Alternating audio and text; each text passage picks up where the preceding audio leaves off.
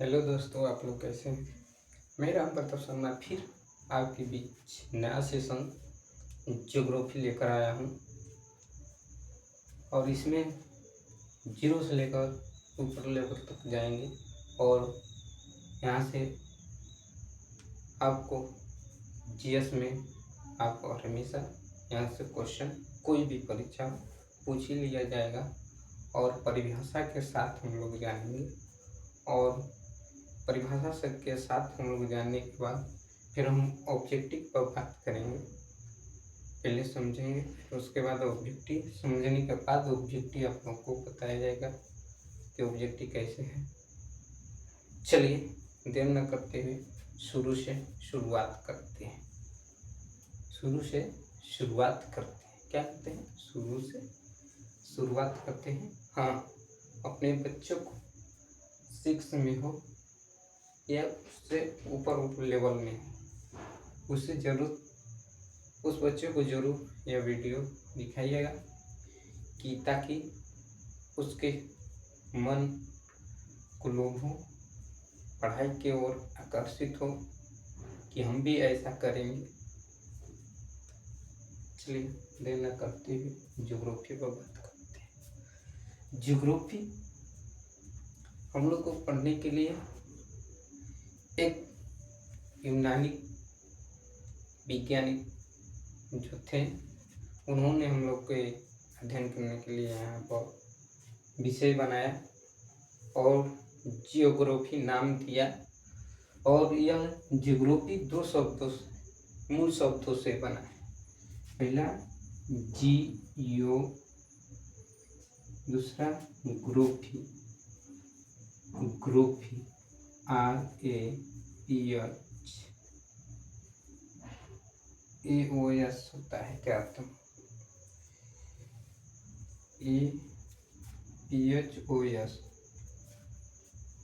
PHOS इसका मतलब होता है पृथ्वी और इसका मतलब होता है वरण। यह ग्रीक भाषा का शब्द है।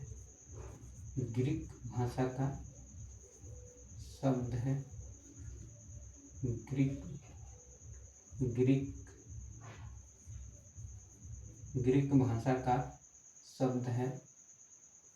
और यह किसने दिया? तो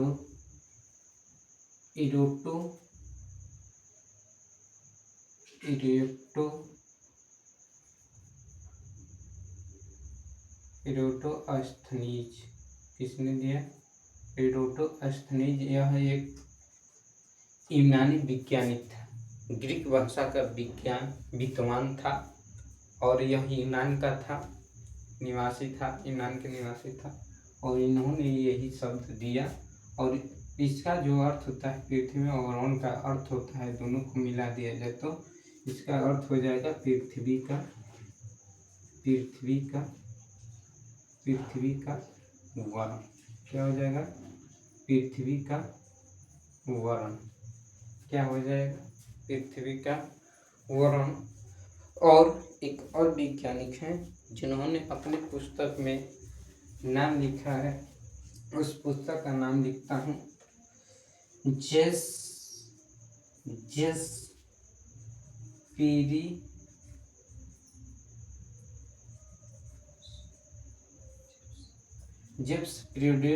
एक पुस्तक है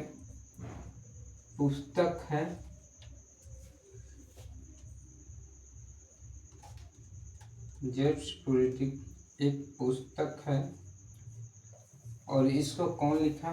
तो हिकेटियस ने लिखा। इसको कौन लिखा? हिकेटियस ने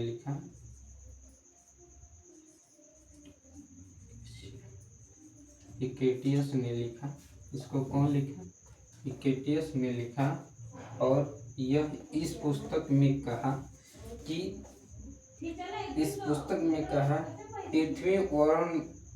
पृथ्वी का वरण में सर्वप्रथम भौगोलिक क्रमबद्ध समावेश है। पृथ्वी का वरण एक भौगोलिक क्या है?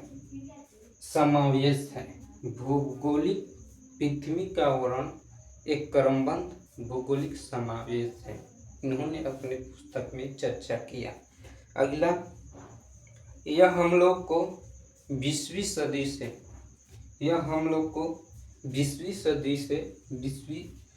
20वीं शताब्दी से 20वीं शताब्दी से 20वीं क्या लिखा है 20वीं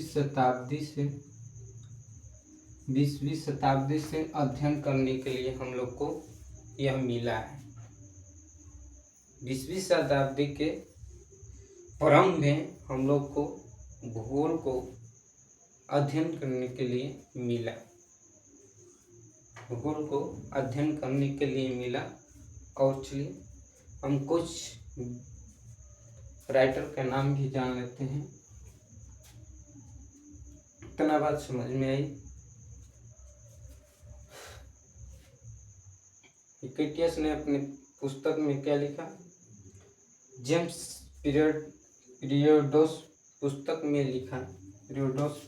में लिखा कि पृथ्वी का वर्ण क्रमबद्ध भौगोलिक तत्व है और यह 20वीं शताब्दी से हम लोग को अध्ययन करने के लिए मिला। और ज्योग्राफी जो नाम दिया वह कौन था? एरोटोस्थनीज था। यह ग्रीक भाषा का था। यह ग्रीक एक वैज्ञानिक था और यह यूनान का निवासी था। चलिए आगे देखते हैं। भूगोल का जो जनक है हिकेटियस को कहा जाता है। भूगोल का जो जनक है हिकेटियस को कहा जाता है। वर्तमान भूगोल का जनक जो इस समय है, वर्तमान भूगोल का जनक अलेक्जेंडर वंश होमवोल्ट को कहा जाता है। अलेक्जेंडर वामवोल्ट को कहा जाता है। और व्यवस्थित भूगोल का जनक या ज्योग्राफी शब्द देने वाला जो व्यक्ति था एरोटोस्थनीज था। यह एरोटोस्थनीज था। इस दोनों का अभी देखें, ज्योग्राफी जो शब्द दिया था एरोटोस्थनीज ही दिया था। और व्यवस्थित यानी सुधार, इसको कैसा पढ़ा जाए उसके बारे में व्यवस्थित भूगोल का जनक भी एरोटोस्थनीज को कहा जाता है। आगे है कि भौतिक भूगोल का जनक कौन है? भौतिक भूगोल का जनक मतलब होता है पिता। भौतिक भूगोल का पिता कौन है? तो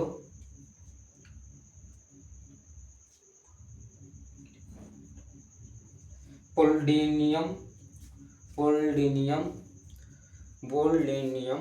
कौन थे? पोलिडोनियम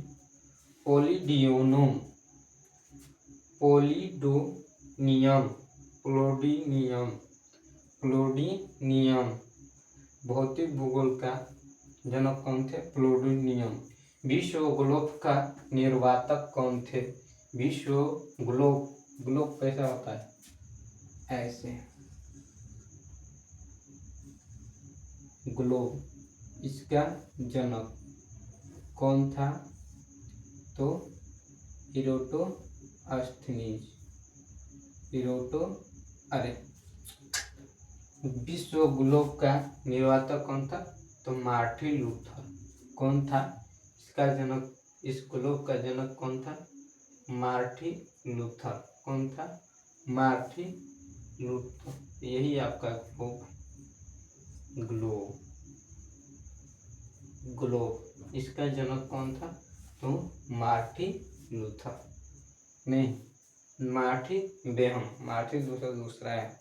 मार्टिन बेहम कौन था? Martin Behaim. गणितज्ञ भूगोल के संस्थापक थेम्स वे एंक्सिटर।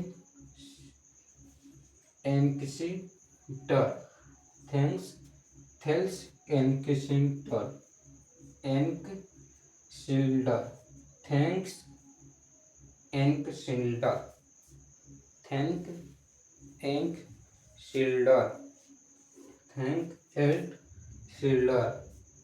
आगे संस्कृत भूगोल का जनक कार्ल्स ओ सवारा, कार्ल्स ओ सवारा। विश्व मानव मानचित्र के निर्माता कौन थे? विश्व मानचित्र का निर्माता कौन थे? अनेक्जिमेंड्रा, अनेक्जिमेंड्रा, अनेक्जिमेंड्रा, अनेक्जिमेंड्रा, अनेक्जिमेंड्रा। विश्व मानचित्र का मानचित्र यहाँ पर दिखाई दे रहा होगा, मानचित्र साइड में, मानचित्र का जन निर्माता कौन था, निर्माणकर्ता कौन था? अनेक्जिमेंड्रा। भौगोलिक विश्वकोश का रचनाकार कौन थे? भौगोलिक विश्वकोश का रचनाकार कौन थे? भौगोलिक विश्वकोश का रचनाकार कौन थे? तो अस्ट्राम्बो, अस्ट्राम्बो, अस्ट्राम्बो, अस्ट्राम्बो कौन थे? अस्ट्राम्बो कौन थे? अस्ट्राम्बो कौन थे? अस्ट्राम्बो। चलिए आगे देखते हैं। और इसका इन्होंने 2 सिद्धांत भी दिए हैं, पिकेटियस ने 2 सिद्धांत दिए हैं। पहला नव निश्चयवाद, दूसरा समवाद और नव संभावनावाद और नव निश्चयवाद। 2 सिद्धांत दिए हैं, संभावनावाद और नव निश्चयवाद। पहला संभावनावाद में क्या लिखे हैं? पहला संभावनावाद, संभावनावाद में संभावनावाद, संभावनावाद और दूसरा निश्चयवाद,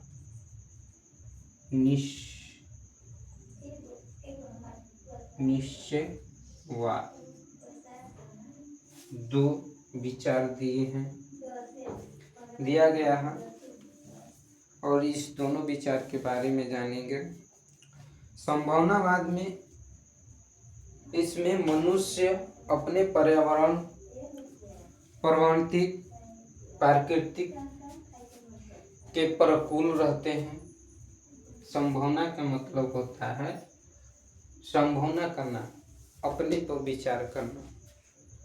तो इसमें संभावना का मतलब होता है अपने संभव और प्रकृति पर, दोनों पर निर्भर, प्रकृति पर और अपने पर दोनों पर निर्भर संभावना का मतलब होता है।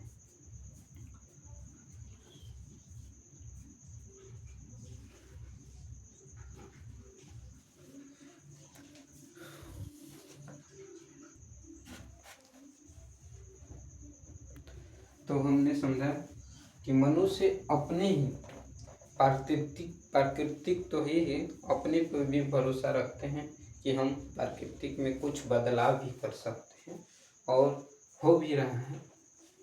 आज से और इतना से समझ लीजिए कि अपने भी द्वारा किया जा रहा है कुछ कार्य। और आगे निश्चयवाद, निश्चयवाद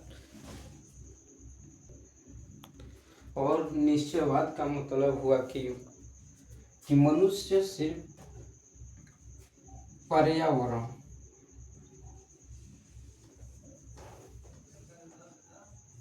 पर्यावरण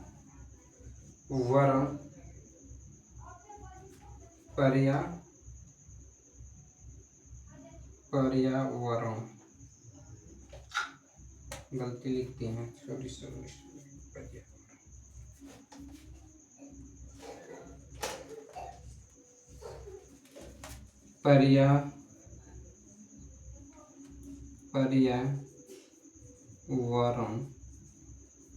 पर्यावरण पर निर्भर रहता है।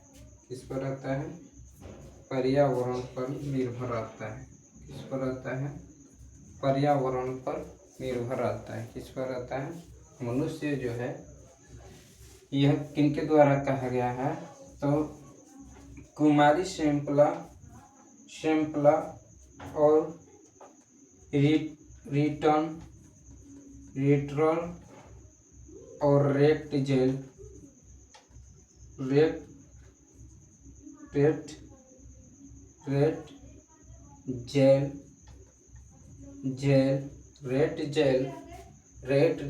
और रिटर्न के द्वारा कहा गया है कि मनुष्य जो है पर्यावरण पर ही निर्भर है शॉर्ट में। और संभावनावाद में हम देखें कि पर्यावरण से कुछ अलग भी हम लोग कर सकते हैं। तो यह संभावनावाद का परिभाषा बारे में क्या कौन दिया था? तो यह इसमें ये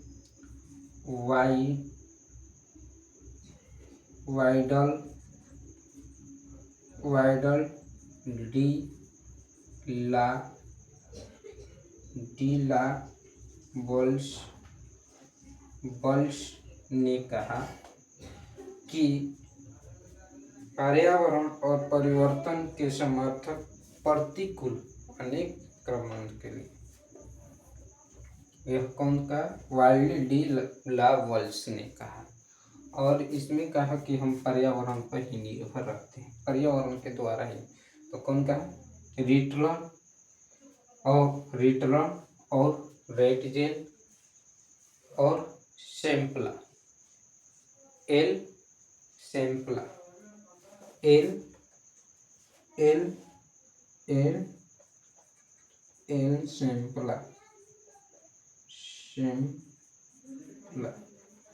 एन सैंपला ने कहा। समझ में आया? इतनी बात समझ में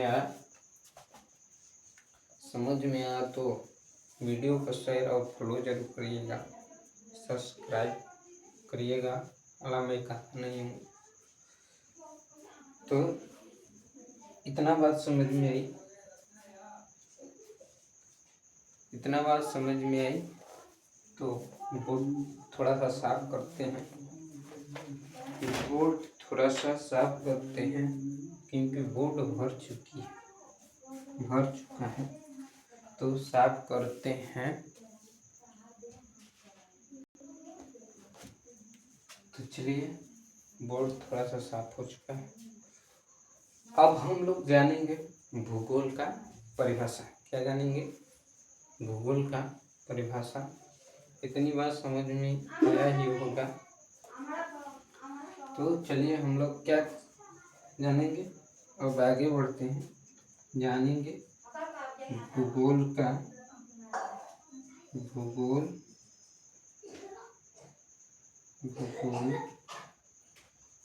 की कुछ परिभाषाएं जो अनेकों विद्वान के द्वारा रहेगा।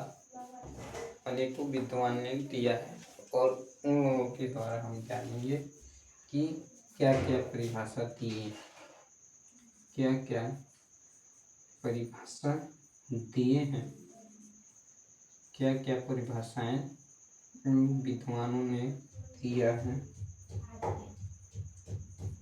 उन विद्वानों ने दिया है परिभाषाएं, उन विद्वानों ने क्या क्या दिया है, उन विद्वानों के द्वारा हम लोग पढ़ेंगे। भूगोल का सिंपल परिभाषा अगर हम जाने कि हम लोग जो भी चीज़ अपने आंखों से दिखाई देंगे वही हम लोग क्या है? भूगोल है। मिट्टी क्या है? एक भूगोल के ही हिस्सा है। सूर्य का है, एक भूगोल का हिस्सा है। चंद्रमा का है, एक भूगोल का ही हिस्सा है। और मिट्टी, जगह, जमीन, ये सब क्या है? भूगोल का हिस्सा है। इन्हीं सभी के बारे में हम लोग भूगोल में पढ़ते हैं। तो चलिए, सबसे पहला परिभाषा बुक से हम देख रहे हैं क्या दिया है। अष्टावोल्ट्स भौगोलिक विश्व खोज। इन्होंने दिया। अस्ट्राबोल्ट्स ने इन्होंने कहा कि भूगोल एक ऐसा स्वतंत्र विषय है जिसका उद्देश्य लोगों को विश्व, आकाशीय पिंड, स्थल, महासागर, जीव जंतु, वनस्पति, फलों तथा भूधाराएं के क्षेत्रफल में देखी जाने वाली प्रत्येक अन्य वस्तु का ज्ञान प्राप्त करना ही क्या कहलाता है? भूगोल कहलाता है। यह किनके द्वारा है? इन्होंने कहा कि भूगोल एक ऐसा स्वतंत्र विषय है जिसका उद्देश्य आकाशीय पिंड, आकाशीय पिंड, पिंडों, स्थल, महासागरों,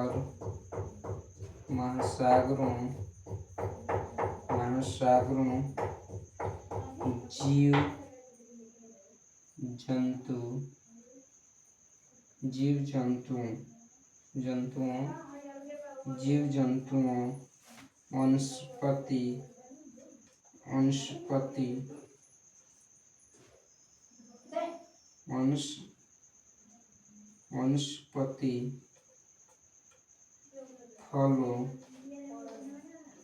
फलों तथा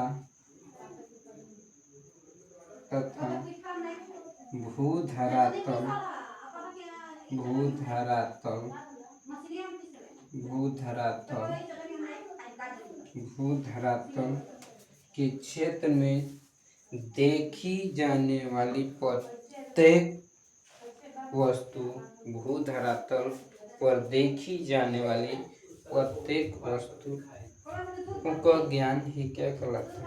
भूगोल कहलाता है। आगे एक और वैज्ञानिक है जिन्होंने कहा, उनका नाम है यह इनके द्वारा हम लोग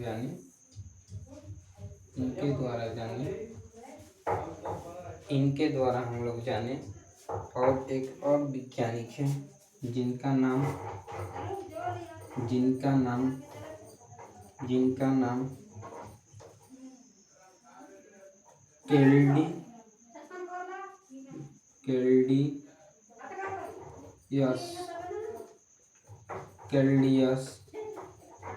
कैल्डियस और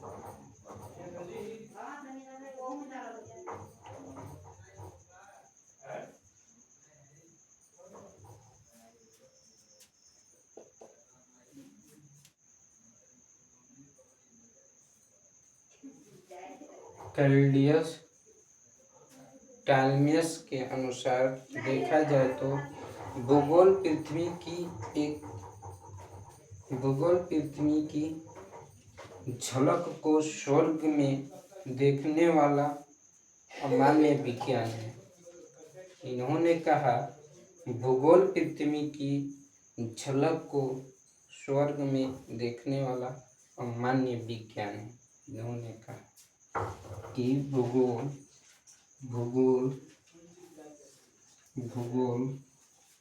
लिखेंगे, भूगोल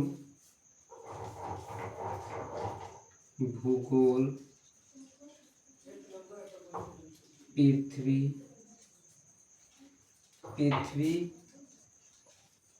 की झलक को स्वर्ग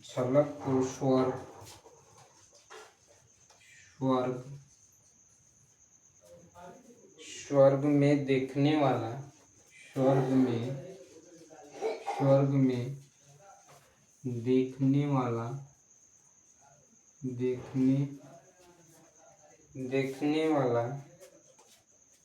देखने वाला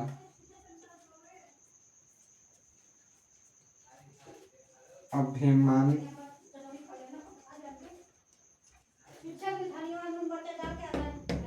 अभ्यमान अभ्यमान अभ्यमान विज्ञान है। अभ्यमान विज्ञान है। अभ्यमान विज्ञान है। अभ्यमान विज्ञान है। इन्होंने कहा अभ्यमान क्या है? विज्ञान है। कैल्डियस टाल्सन के द्वारा परिभाषा दिया गया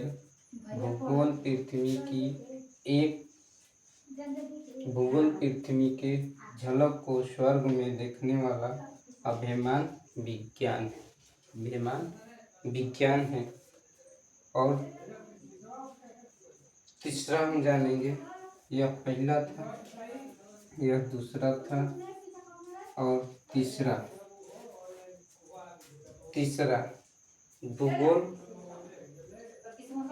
भूगोल वह विज्ञान है जिसमें पृथ्वी को स्वतंत्र ग्रह के रूप में कार्ल श्लिटर ने कहा।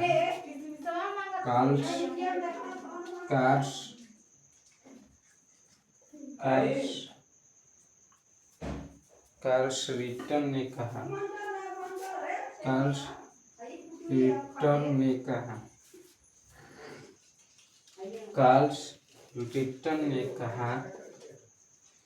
कार्ल श्लिटर ने कहा भूगोल वह विज्ञान है जिसे पृथ्वी को स्वतंत्र ग्रह के रूप में मान्यता देते हैं। भूगोल वह विज्ञान है जिसे पृथ्वी को स्वतंत्र ग्रह के रूप में मान्यता देते हुए उसके समस्त लक्षण, घटनाओं, उसके बारे में अन्य संबंध अध्ययन किया जाता है। कार्ल श्लिटर ने कहा। आगे चौथा में अर्थहोम्स ने कहा। अर्थहोम्स के द्वारा परिभाषा दिया गया। अर्थहोम्स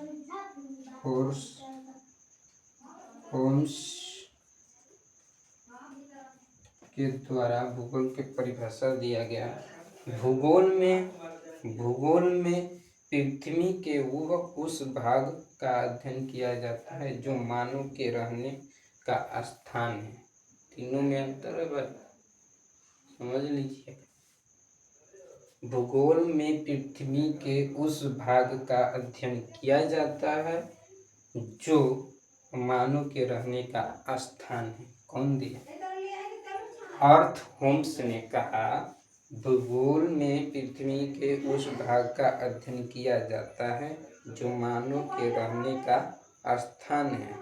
कार्ल श्लिटर ने कहा कि भूगोल वह विज्ञान है जिसमें पृथ्वी के स्वतंत्र ग्रह के रूप में मान्यता देते हुए समस्त लक्षणों का घटना एवं उसे अध्ययन संबंध किया गया। और कैल्डियस टाल्विन ने कहा कि भूगोल पृथ्वी की झलक का स्वर्ग देखने वाला अमान्य विज्ञान है। और हमारा